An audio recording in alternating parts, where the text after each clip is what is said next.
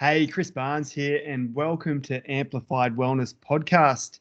Today, I am joined by the founder of SuperFeast, an Australian company that specializes in herbal tonics and medicinal mushrooms. I'd like to welcome Mason Taylor. Mace, how you doing? So good, man. Thanks for having me on the show. Oh, awesome. Thank you so much for being on the show. This is an area that, definitely resonates with me. I absolutely love the healing power of nature. And this is something that you specialize in with your company. To just set the scene for our listeners, can you please just tell us a little bit about how you entered the world of SuperFeast and what was the driving passion behind that? Yeah, absolutely. I knocked it on the head. It was passion that got me into it. At the time, so it was 2011 when I actually founded the company. And prior to that, I was doing a lot of traveling around the world. I was studying international business at uni, which just had me absolutely regretting the fact that I'd committed down that path, yet not knowing what I was going to be doing.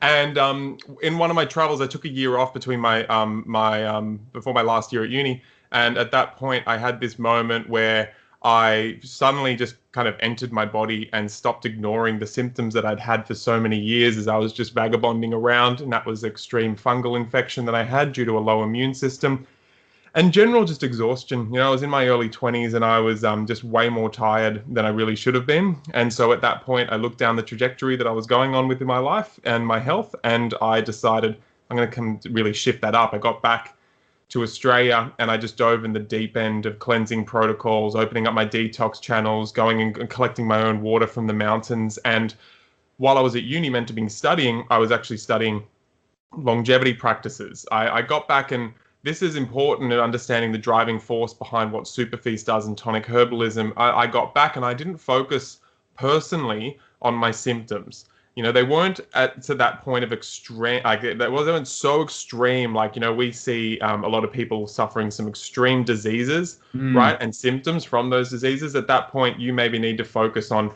lowering those symptoms so that then you can really get back in the driver's seat of your health. But I wasn't at that point necessarily. I got back, and it was really important distinction. I was really focusing on my longevity.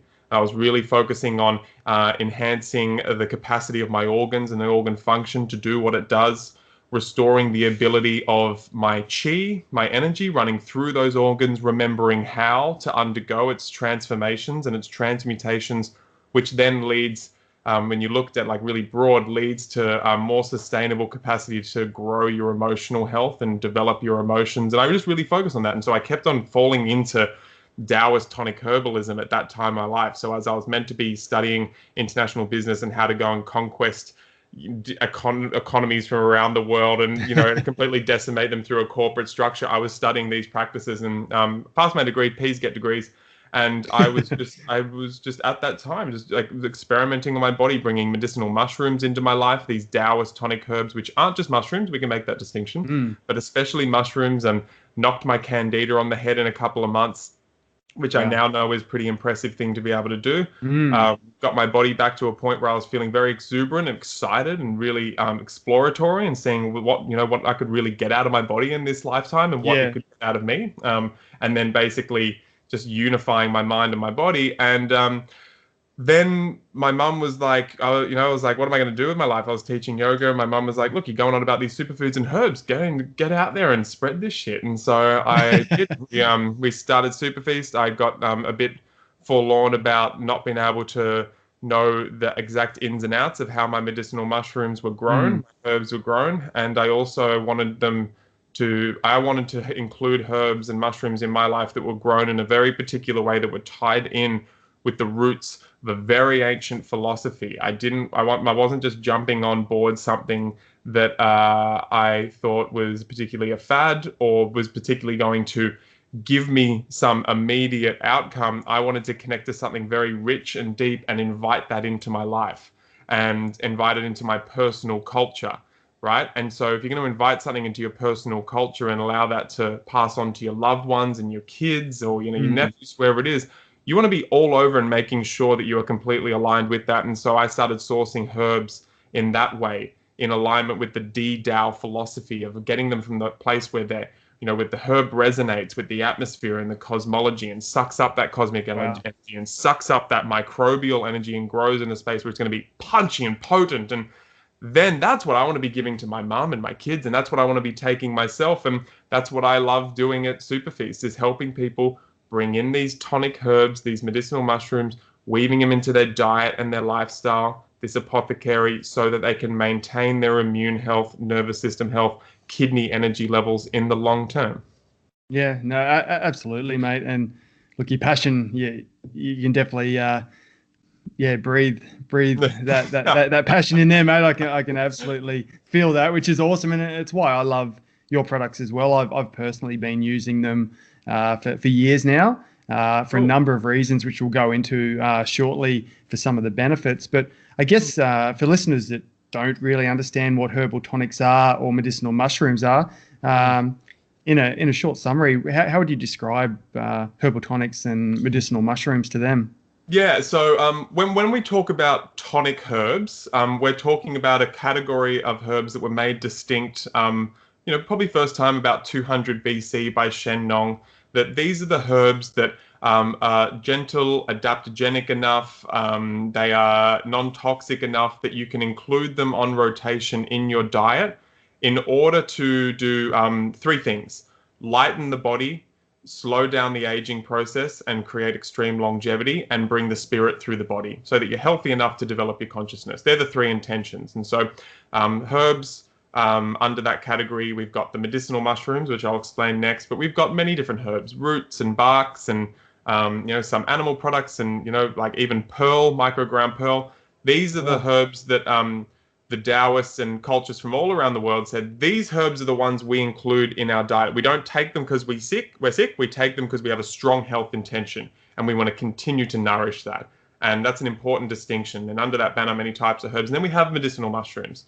So when we're talking about the medicinal mushrooms, we're generally talking about tree-borne mushrooms, whether they're growing on living trees or deadwood trees. The other instance would be a mushroom like cordyceps that actually inoculates and grows from an insect. Ours, we don't go down that route. It's not a sustainable wild crop, so it's the one that we cultivate. But we're not talking about mushrooms that are born from the soil. We're not talking about psychedelic mushrooms. We're talking about those tree mushrooms that have been revered and included in the diet by the ancients to help nourish and tone core immunity, to nourish the nervous system, and generally bring in that fungal nutrition that is lacking, especially in the sense that when you look at what we know about the immune system now, we see we have receptors in our immune system purely for the compounds called beta-glucans in these tree mushrooms like chaga, reishi, lion's mane, cordyceps, these mushrooms, they have these compounds in which it is only that compound that will nuzzle in and activate receptors within our immune cells, and then activate metabolic pathways and immune pathways that then leads to education, toning, sophistication, enhancement of our immunity, so we can become more sovereign within ourselves and our health, and not go down the route we see that's prolific in the West, which is institutional dependence, right? And so that's basically what these medicinal mushrooms are. They're very woody generally. That's not like a soft spongy mushroom. They're quite bitter in their palate. Yeah. Someone just wrote to us, like from New Zealand, was going to start putting my mix, the Mason's mushrooms, in her chocolate, but it's kind of got this umami. And she said, "Gosh, it even tastes a little bit like Vegemite." And other people think it tastes a bit like a broth cube, like a stock cube. And it's interesting how versatile they actually are. I put them in my hot chocolates in the morning. I make a super healing superfood hot chocolate. People put them into their coffees.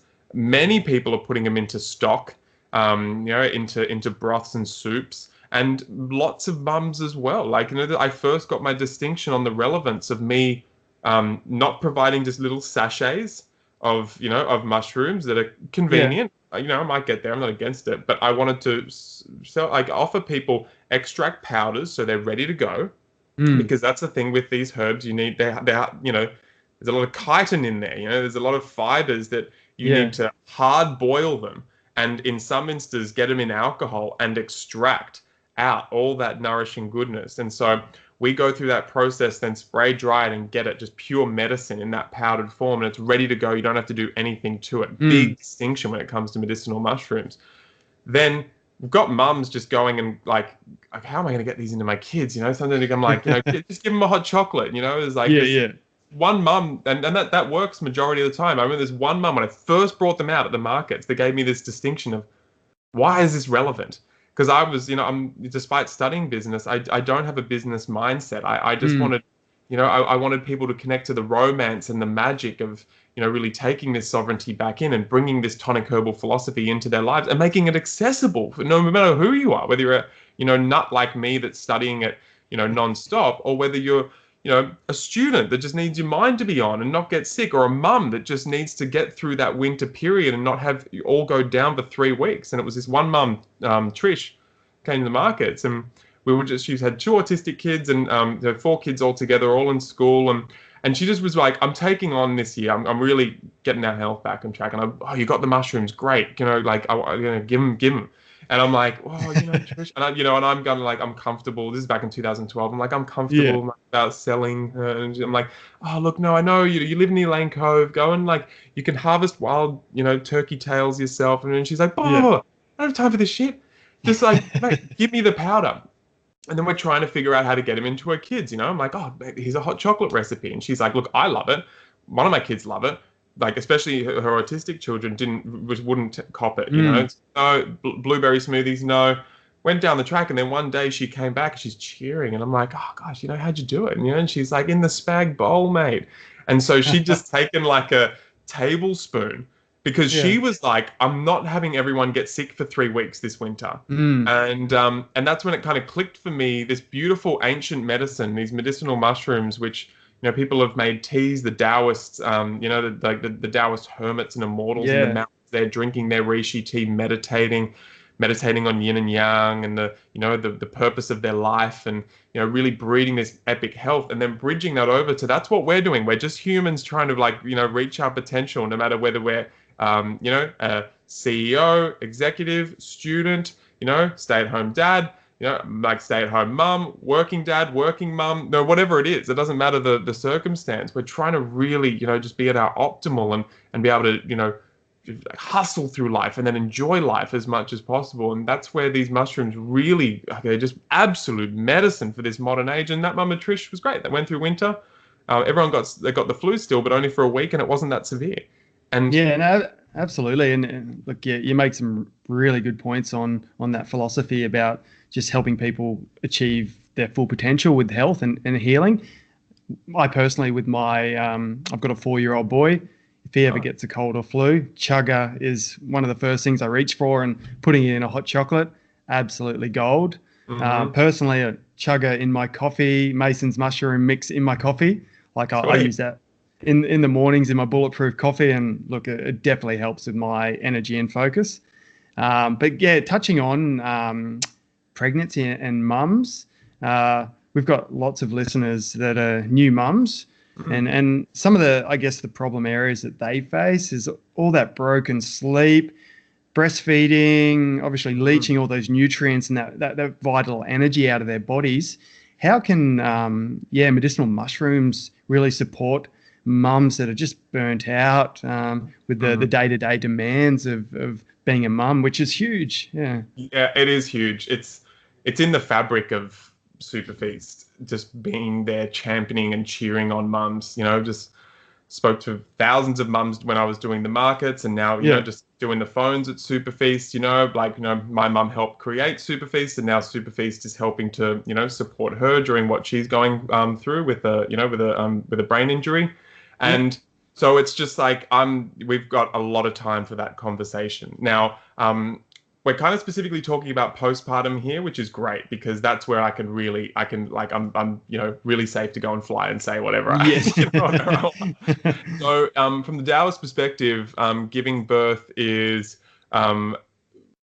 absolutely one of the most transformational experiences, if not the most transformational experience you can have as a woman, but it's also the experience that will leak the most primal essence from the kidneys, known as the Jing energy. That Jing energy collates to the longevity of your physical body and its ability to keep on regenerating itself versus, the difference between like an 80-year-old that started degenerating quickly and an 80-year-old that's still somewhat sprightly and, has the ability to walk around. They've got Jing. They've really safeguarded the essence of their kidneys, adrenals, the Jing that they were born with, the wax of their candle, because they don't burn it at both ends. And so this is where we really need the community to be supporting mum. And so postpartum, we use Jing herbs off the bat, in the smoothie. Okay. I mean, so I've got a 2-year-old and we, postpartum, but we were the middle of summer. And so for us, the postpartum smoothie where we hit the bowl roll, hit the ground running. We had birthed the placenta, had someone come and pick up the placenta to come and get that encapsulated. But I took off a fresh bit of placenta, right? Yes, and so that went into the smoothie. So I'm making a fresh placenta chocolate smoothie. And then, because that's like the ultimate Jing for postpartum mums. Yeah. But then herb-wise, Jing, my Jing formula, I just go like, it's basically just like, it's for the people in the Western world who've been burning it at both ends and need to get their essence back.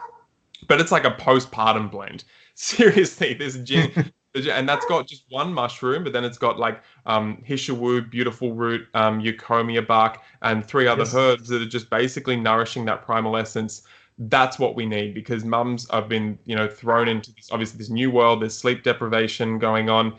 It's a magical space, and we want to ensure that they don't go into exhaustion, and then all those when you stay in that exhaustion, your body can't regenerate and start doing its healing from the birth, which is necessary, which, at times we see can detract from, what we want is just mums to just be sitting in that bubble, as well as dads, this is, I get off here. We're just sitting in that bubble as much as possible and learning and transforming and, becoming parents or, all positive things. So Jing herbs is absolutely primary that we focus on when it comes to postpartum. And then I also like getting mamas onto Schizandra berry. And so that's an amazing adaptogenic tonic herb. I'll have to send you the picture of me at the farm back in October, up in the in Changbai Mountain, the northeast of China, where like just red berries. The red berries, that's one. You've seen it. Yeah. I saw it, mate. All over it.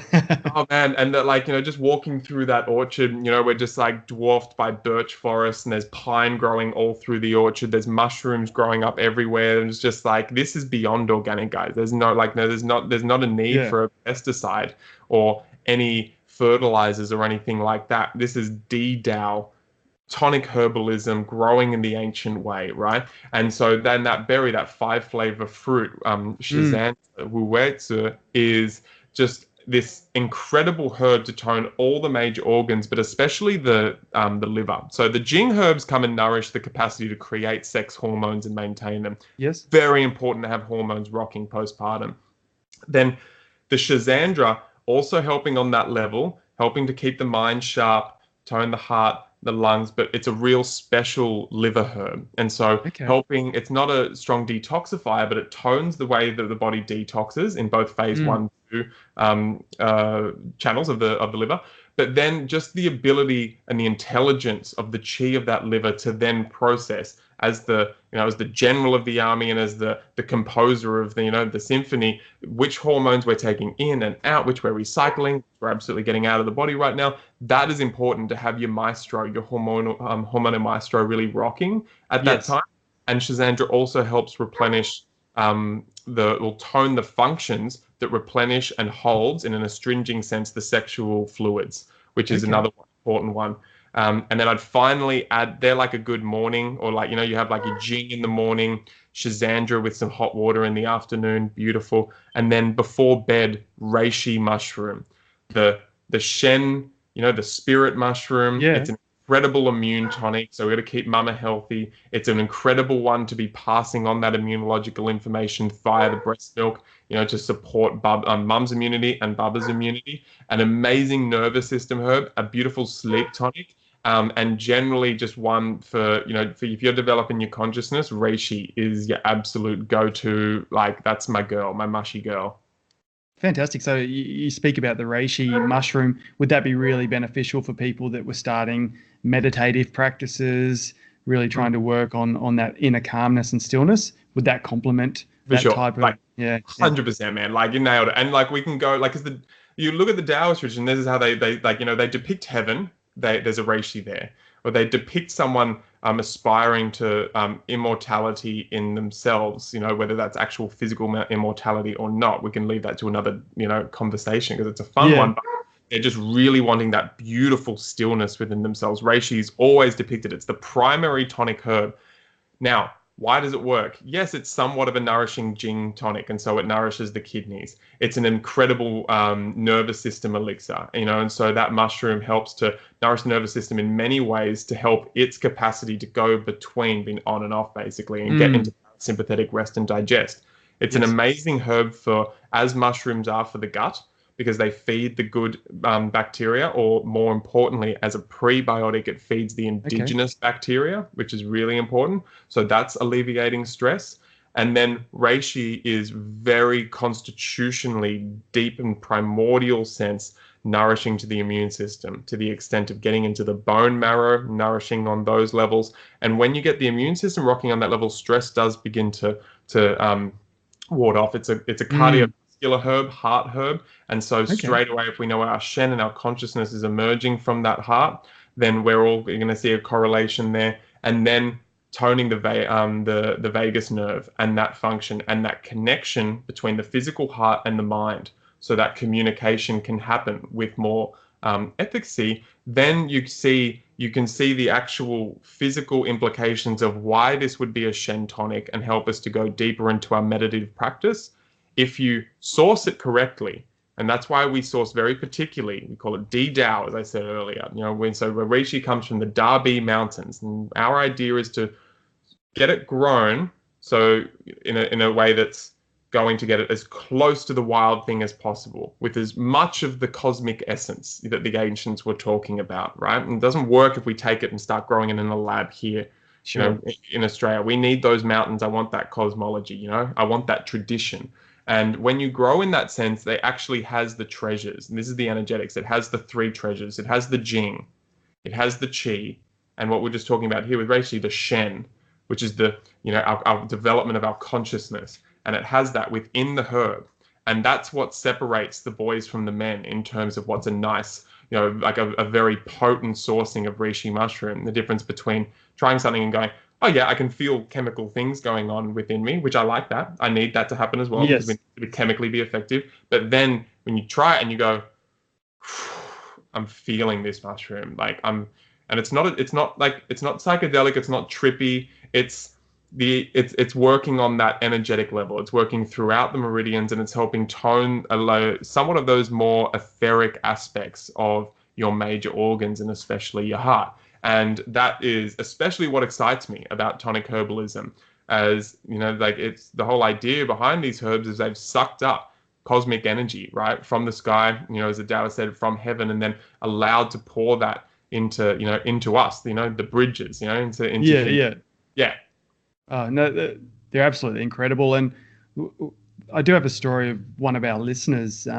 He's a father of two children, but very, very high level corporate business role and verging on burnout. Would you suggest Jing as something that would be very beneficial to somebody at that level? They're dealing with the stresses and pressures of running a really high end business, and then obviously the demands of being a parent at home as well. Mm. Yeah, Yeah. I feel him big time. Yeah, so I'd probably want to see, generally when people are starting out, we start with two key herbal intentions. And you've just nailed it on. Majority of people are going to be in a place where we're like being a bit stretched with our energy. Mm. And we get stretched to the point where we're not running off the daily chi of our breath and our food and water. We're actually having to draw on our reserves of our kidneys. We call this leaking Jing. And if Yeah. you are getting to that exhausted space, and it's something we play around with in our 20s, and then we start to in our 30s start going, oh shit, maybe I shouldn't be living this way anymore. It gets Yeah. a little bit more real that you're really, you're on non-sustainable lifestyle Yeah, flows. yeah. And so, you know, like him saying, you know, he's exhausted and his two kids and the workload. Jing is the first place. Now, the thing I like about these tonic herbs and Jing tonic herbs is it's restoring his kidney and hormonal function, as well as delivering good things and be delivering him some results. It's going to help him get a sense of his organ system coming back online. So he can become more perceptive in the future of when he's getting a little bit closer to, you know, to that edge of exhaustion. And ideally, we want to develop his sensitivity so he can then tweak his lifestyle over the years using the Jing tonic herbs in the beginning to help him going, you know, not go into that exhausted state. Sure. And then once his lifestyle becomes sustainable, bam, then he can just continue those Jing herbs, and it's just pure pouring, you know, basically money into the bank in terms of longevity. So most people will start with the Jing, Jing herb or the Jing blend, and then I want to see him on a mushroom. And so depending on the approach, majority of the time bringing a wide array of mushroom medicine in the Mason's mushrooms is going to be where I'd want to see people start. So that's where I'd probably like to see him, Jing and Mason's. But if someone is particularly, you know, carried away by the idea of Reishi, go for that Jing in the morning and a Reishi either in the morning at night. You know, you need to really allow these things to flow into your lifestyle and your habitual patterns, because long term you get some amazing short-term benefits, don't get me wrong, but just wait till you're on it for 2 years, 5 years, 10 years, and you look back and you go, far out, like I've completely changed the constitution of some of my organ systems. Fantastic advice. I was chatting with my wife in the lead up to this podcast, and we were just talking about medicinal mushrooms and the fact that she personally didn't really know that much about them, but we both reflected on our childhood and our parents forming kombucha based on a base of mushrooms. Like like the good SCOBY. The SCOBY. Yeah, this funky smelling thing. So obviously they were onto something way back, 20, 30 years ago as well. Absolutely. Oh yeah, man, you've got it in your, get it there in your childhood. Most people, it's just Milo and less snacks and one, Tip Top and cornflakes. So that's very lucky to have that kind of living bacterial fungi vibe in there. No, absolutely. I was recently listening to one of your SuperFeast podcasts with naturopath Dan Sipple on autoimmunity. It was mind-blowing stuff that you guys went into there, but the theme around immunity is huge. So many people, I think you referenced in America today, there's almost 50 million people suffering from autoimmune issues. Yeah, that was insane, right? That was I'm gonna pull up that statistic. Where was it? It was like, maybe. Oh no, here we go. 24 million people, which is basically that's only established 24 million people suffering for autoimmunity, but that's what the National Institute of Health stats are only for the 24 diseases that they recognize and that they have good epidemiological studies. But it's really probably at like 50 million, and 75% are women. And so when you look at that cocktail of what creates autoimmunity, because everyone goes, like Western medicine's epic and awesome, and I love integrating with it because the gifts have been just absolutely beyond. But it's extremist. At most ends, it's very extremist, and it's very reductionistic, and it's very identity based. And so it's like, it's like almost like you caught Hashimoto's. Oh, sorry, bad luck. Oh my God. Oh, now you have rheumatoid arthritis. Oh my gosh, that's bad luck as well. There's nothing you can do. You can't cure it. There's no understanding the song and the rhythms of the body. And that's not squashy information anymore. We understand the fact that there are patterns, there's gut permeability that you're generally going to have that's going to start that cocktail. And so you need to absolutely get in and nourish your gut with a very specific strategy. Then you have a stealth infection, something like Epstein-Barr virus or general pathogenic load, and something that's going in there and basically doing what a virus or a fungi, like a fungal infection, do is that you've got a susceptibility, you don't have an immune system, it's inbuilt to, in nature, have those things then come and start breaking down what can't hold its own in the environment anymore. Western medicine goes, well, that's okay. You don't have an immune system. Here, come here, like we're going to, that's not your fault. And it's not your fault. But at the same time, it's a harrowing situation to look and go like, well, it is my responsibility. If I don't start developing an immune system and taking it into my own hands, the only thing I'm going to be able to do is go to the mafia and get drugs and surgery. That's the only thing I'm going to be able to do is go to a constitution. That's very disempowering, although it's amazing that they're there. And if they just get their ego out of the way and realize they've got a very beautiful role to play in society, and then just go championing people from the sidelines to take on their own health, and I hopefully never have to come to a hospital unless it gets a little bit of outside their own capacity, but still championing that person's like tenacity to go out and take it into their own hands. Like, then we've got a good bloody community within the health scene going on, and people not getting sick as much, because what happens is everyone says it's an aging population that is, ruining the economy, and it's an aging population that's going to put strain, or not ruining the economy, they don't say that, but put strain on the economy, because why? Because there's going to be a lot of welfare needed, a lot of medical costs needed, a lot of caring needed, and yeah, it happens. We need to support an aging population, but it's a sick aging population. An aging population that hasn't been supported to not leak its Jing throughout its life and sacrifice for businesses and entities that don't actually give back and consider it their life force. It's like it's a industry that's allowed the decimation of immune systems everywhere. Allowing of pesticides that nuzzle into the brain and cause Alzheimer's and dementia, and then just like leave them there, and not supporting them to take on developing their own health, and it goes on and on.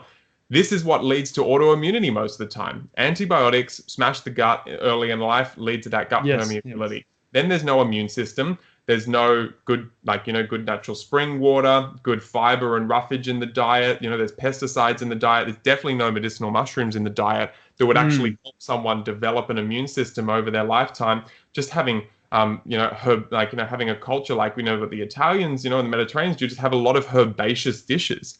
There within the diet. So you've got all those polyphenols coming in and nourishing the cells like that. Things like that really aren't available or encouraged so much in the West, unless you directly go and try and find that encouragement. And then all these things kind of come together. And if you're, it depends on which side of the immunity, you flow, you either go down immune deficiency, and your immune system absolutely flops out because you don't have any Jing, and that's when you get tumors and cancers and other pathogen-based illnesses that come and start deteriorating and breaking down the body. Or you're on the other side of things where you have enough energy there to keep on acting within your body, but your immune system's really confused, and there's this molecular mimicry going on within the body, that the molecules of the pathogen is so close to your actual own molecular structure that the immune system starts attacking yourself rather than the pathogen, which wouldn't happen if your immune system was active, right? If your immune system had its intelligence, or it would happen far less. Anyway, so we got into that and got into the fact that medicinal mushrooms actually are useful in this instance, because they help the body get nourished to the extent where it can start regulating and modulating the immune system so that it's working for the body and it's less confused by that pathogenic load. And we went on. Thanks for bringing that up. It was such a good conversation. It was a fantastic podcast. And I guess today there's so much debate and I guess fear around infectious diseases, bolstering our family, our colleagues' immune system should be a foundational step. Is there a particular mushroom that trumps all others when it comes to boosting the immune system, or do they work all synergistically? I'd probably, they work pretty synergistically. It's hard. Like there's so much research out there, you can start seeing particular instances, particular cancers, particular infections, particular categories of symptoms or diseases that we see. There are mushrooms that are more effective than others, but all in all, I'd probably just put chaga, reishi, turkey tail, probably get lion's mane in there just because of what it does on a foundational level, and cordyceps that are just like in that upper echelon. maybe maitake, just Yeah. like they're like, but back like always, if someone in my life gets like really sick, I'm either getting them on like high doses of the Mason's mushrooms, or Mm. if I get the sense I want to hone in a little bit more, I'll get them on high doses of reishi and chaga. That's my Okay. favorite combination. If there's tumors present, then I'll get turkey tail in, just because I see it's quite effective. But at the same time, I'm not a practitioner. I'm not saying this will cure it. I'm Mm. saying that's what I want to put into the body to support the immune system to do what it needs to do, or to support whatever other treatments you're going and doing. These things, from where I'm standing, and I mean this, they're not there to treat the disease. They're there to support the underlying health of the body, so the body can hopefully just get the cards stacked in its favor. So, and support whatever you're doing to heal yourself with your team and with your practitioners. No, absolutely. And look, there's some really, really valuable gems there for a lot of our listeners to take away. For people to find out more about SuperFeast products and more about you and your philosophy, where's the best place to find you and find more information on them? Yeah, the website's pretty jam-packed. So superfeast.com.au is a really good place to go. We've got a wonderful blog there that's got recipes and articles that really dive deep into it. And the podcast as well is a pretty good place to start. Just go to episode 1, and Tani, my partner, well, my fiance and I, who and she's also the GM here at SuperFeast, we go in and talk about all those, the foundational elements of Taoist tonic herbalism. And you can go to the Instagram, follow that. You can talk to me directly if you send a message to Instagram there. And so there's lots of ways. You can call us 1300-769-500. Just kind of give us a call and have a jam about it. That's awesome. That's awesome. Look, mate, I really, really appreciate you imparting those gems of wisdom for our listeners. And keep doing what you're doing, mate. Like you're nourishing so many people with your mission and your fantastic products. If you would love to, learn more about this, make sure you do subscribe to Amplified Wellness Podcast. Check out SuperFeast Podcast as well to learn more about Mason and their amazing products. Thanks, mate. I do really appreciate you coming on this show. Thank you so much. I really appreciate you having me here. Fantastic. You have a fantastic day. You too.